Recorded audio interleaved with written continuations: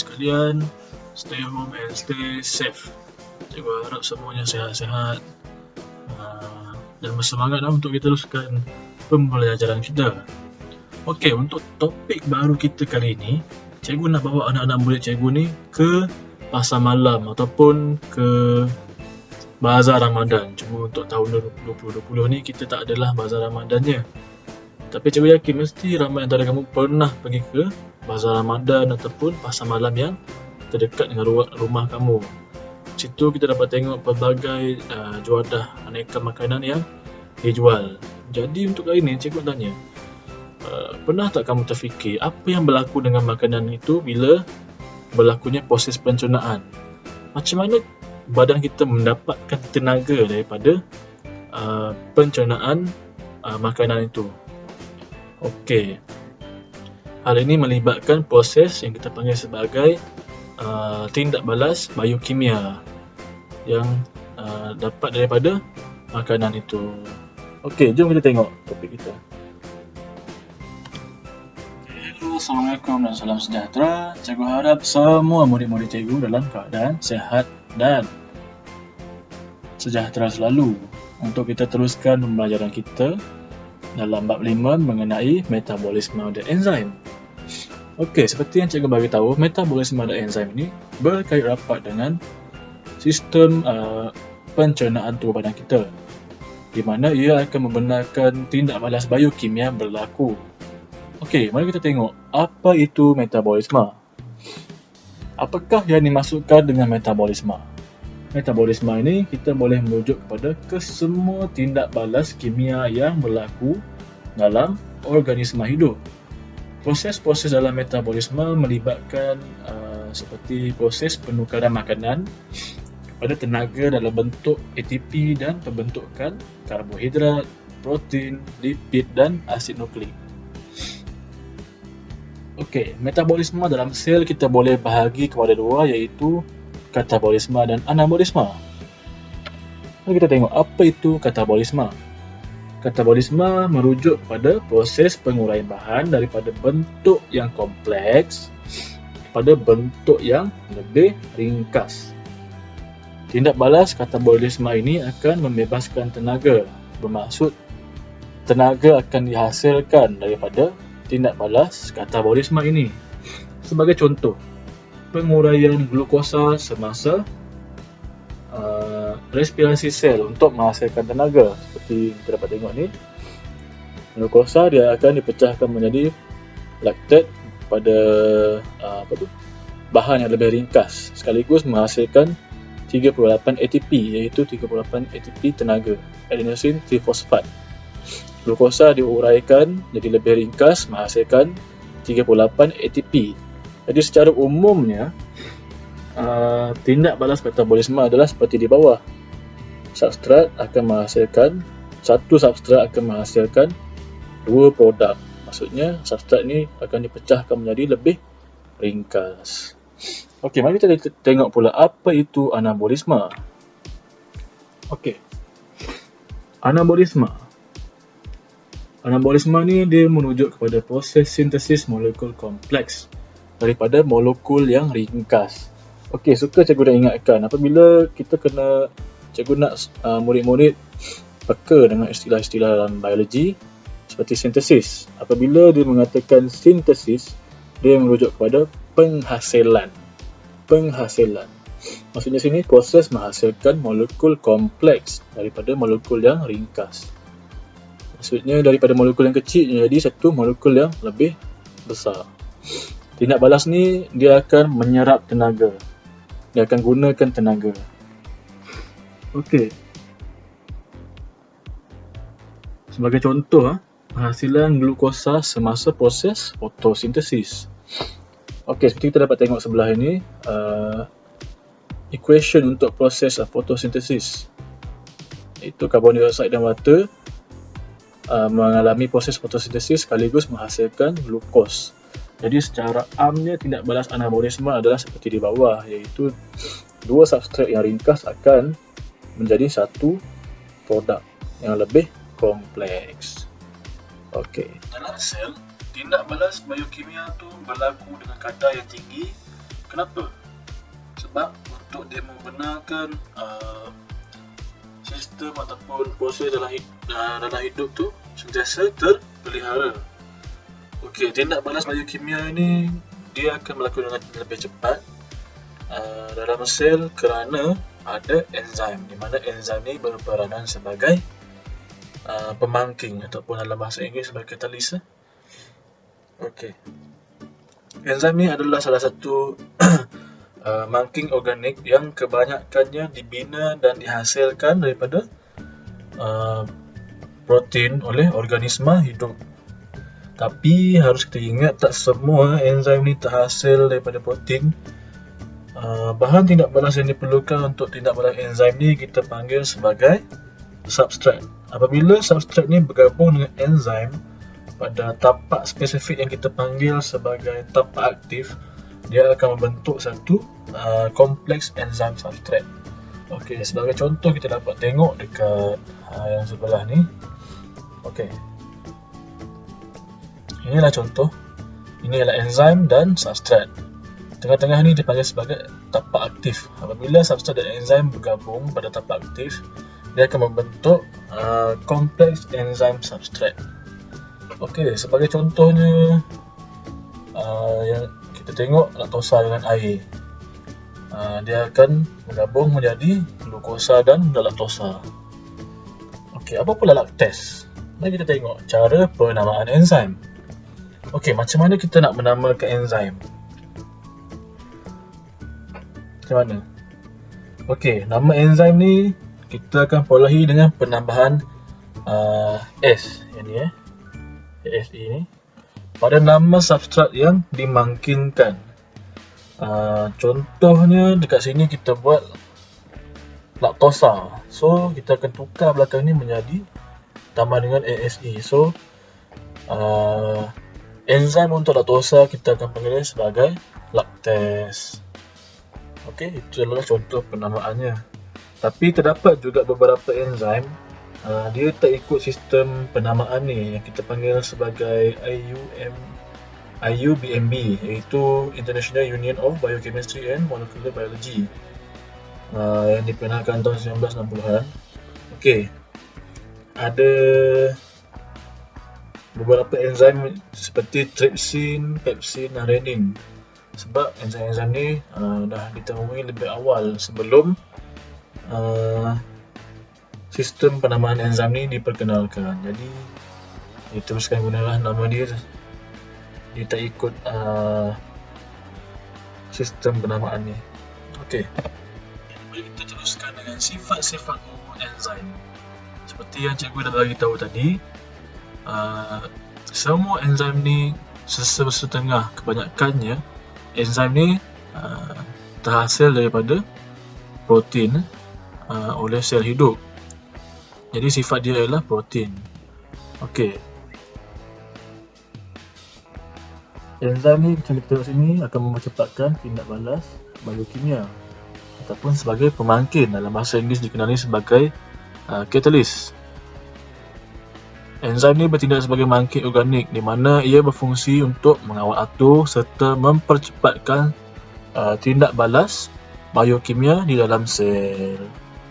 Okey, seterusnya tindakan enzim adalah spesifik, di mana hanya substrat yang mempunyai bentuk paling berpelengkap dengan tapak aktif enzim sahaja akan membenarkan ataupun boleh bertindak balas dengan enzim tersebut. Macam contoh kat sini, substrat ni dia mempunyai bentuk yang sama dengan tapak aktif enzim.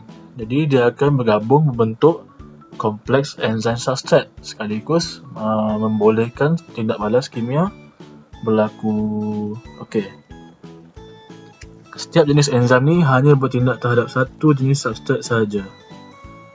Okey, contohnya substrat sukrosa, dia hanya boleh ditindakkan oleh enzim sukrose, manakala enzim maltase hanya bertindak ke atas substrat maltosa. Jadi dia ada spesifik, dia hanya ada spesifik tugas dia. Okey, seterusnya struktur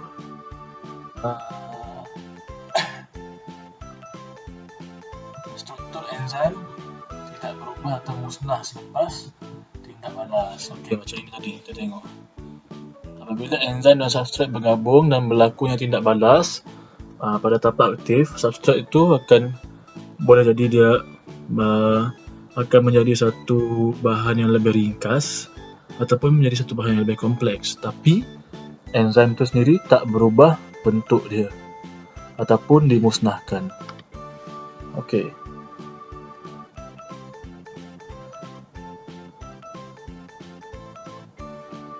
Enzim diperlukan dalam kuantiti yang kecil dan boleh digunakan semula macam tadi. Sebab dia boleh digunakan semula, jadi badan kita tak perlu menghasilkan enzim dalam kuantiti yang banyak. Okey. Macam saya boleh tahu, enzim ni tak dimusnahkan apabila selepas sesuatu tindak balas biokimia itu selesai. Sebab tu enzim tu boleh digunakan semula berulang kali. Sedikit enzim boleh memungkinkan satu bilangan besar tindak balas biokimia yang sama. Sebab tu kita boleh nampak kan, memang peranan enzim ni sebagai pemangkin. Dia hanya perlu bilangan kecil tetapi fungsinya sangat efektif. Okey, kofaktor seperti vitamin D dan ion magnesium diperlukan sesetengah enzim untuk berfungsi dengan efektif. Manakala logam seperti plumbum dan merkuri berfungsi sebagai perencat akan aktiviti enzim. Okey, perencat enzim ni ialah satu bahan yang akan melambatkan atau menghentikan terus tindak balas enzim tu. Seperti contoh lainnya ialah contoh perencat yang lain seperti ion argentum, ion plumbum dan ion merkuri. Okay. Jadi di sini kita tengok enzim kita boleh bahagikan pada dua, iaitu intrasel dan ekstrasel. Mari tengok dulu intrasel. Okey, bagi enzim yang disintesis, sintesis ni bermaksud dihasilkan di dalam sel untuk kegunaan sel itu sendiri, kita akan panggil dia sebagai enzim intrasel. Sebab apa? Nama dia pun intrasel, bermaksud kata kuncinya ialah in, di dalam. Maksudnya dia disintesis di dalam sel untuk kegunaan sel itu sendiri. Okey. Sebagai contoh di sini yang kita sebagai contoh yang dekat sini ialah enzim hexokinase. Mana kesel cikgu ni? Okey. Enzim hexokinase. Okey. Enzim hexokinase ni dia digunakan dalam proses glycolysis semasa respirasi sel. Okey, mesti ada tertanya kan apa itu glycolysis. Okey. Jadi cikgu terangkan lagi. Glycolysis ni dia berasal daripada dua perkataan, iaitu glukosa dan lysis. Okey, glyco tu merujuk kepada glukosa dan lysis pula ialah bermaksud pemecahan. Jadi di sini yang kita tahu, glycolysis ialah satu proses pemecahan glukosa. Okey. Macam di sini, glukosa akan dipecahkan oleh enzim hexokinase untuk menghasilkan tenaga pyruvate. Okey. Seterusnya kita tengok pula ekstrasel. Okey. Enzim yang dirembes keluar dari sel kita akan panggil dia sebagai ekstrasel. Okey. Dalam bahasa Inggeris, kalau kita mungkin susah nak ingat je EX ni, iaitu exit. Exit, keluar. Okey. Tapi sebab dalam bahasa Melayu so dia pakai K. Okey. Kalau dia ekstrasel, keluar sel bermaksud. Okey, contohnya di sini ialah enzim trypsin. Enzim trypsin ni dihasilkan oleh sel pankreas, tetapi dia dirembeskan ke dalam duodenum kerana untuk mencernakan polipeptida. Okey. Jadi boleh nampak kan beza intrasel dengan ekstrasel. Dah contoh dia sekali. Okey, kenapa ada yang di dalam, kenapa ada yang di luar? Kenapa ada yang di dalam sel, kenapa yang ada di luar sel? Okey, seperti kita tahu enzim ni masing-masing ada peranannya tersendiri. Jadi ada sesetengah enzim tu peranan dia di luar sel. Okey. Okay, next kita tengok pula ni gambar ni. Gambar ni ialah carta ataupun perjalanan penghasilan enzim ekstrasel. Okey, enzim ekstrasel tadi dia akan keluar sel. Jadi kita tengok sini, enzim tu daripada dalam sel nombor 1 ni dia bergerak menuju ke luar sel. Okey, sini ialah luar sel. Okey, jadi kita tengok satu persatu dahulu ya. Okey. Okey, kena ingat balik enzim ni dia dibina daripada protein dihasilkan oleh organisma hidup. Okey. Jadi yang pertama dia kena sintesis protein dahulu. Sintesis ialah penghasilan. Okey. Catat alih pertama ialah ribosom. Jadi ribosom ni dia akan berperanan sebagai tapak penghasilan protein ataupun sintesis lah istilah biologinya. Jadi protein-protein yang dah disintesis tadi dekat ribosom dia akan memasuki lumen jaringan endoplasma kasar dan dia akan diangkut menerusinya hingga ke hujung sini. Okey. Bila sampai hujung tu apa yang berlaku? Bila sampai di hujung jaringan endoplasma kasar, bahagian membran tu dia akan membentuk tunas yang menggenting untuk menghasilkan vesikel angkutan. Okey. Sampai hujung ni dia akan menghasilkan vesikel angkutan. Jadi boleh nampak di sini ya, dekat vesikel tu dalam tu ada protein. Vesikel angkutan tadi yang mengandungi protein dia akan bergerak menuju ke jasad Golgi dan bercantum dengan jasad Golgi di sini. Okey, nampak ada protein tu. Okey. Sampai ke jasad Golgi, apa pula berlaku dengan protein-protein tadi? Okey, protein yang dah sampai dekat jasad Golgi ni dia akan diubah suai menjadi enzim dan dirembes dalam vesikel rembesan yang terbentuk daripada hujung jasad Golgi. Okey, ini ialah vesikel rembesan.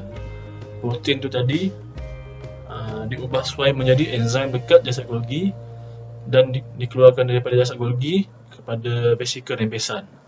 Okey, daripada vesikel rembesan ni tadi yang ada enzim tu tadi, dia akan bergerak menuju pula ke membran plasma.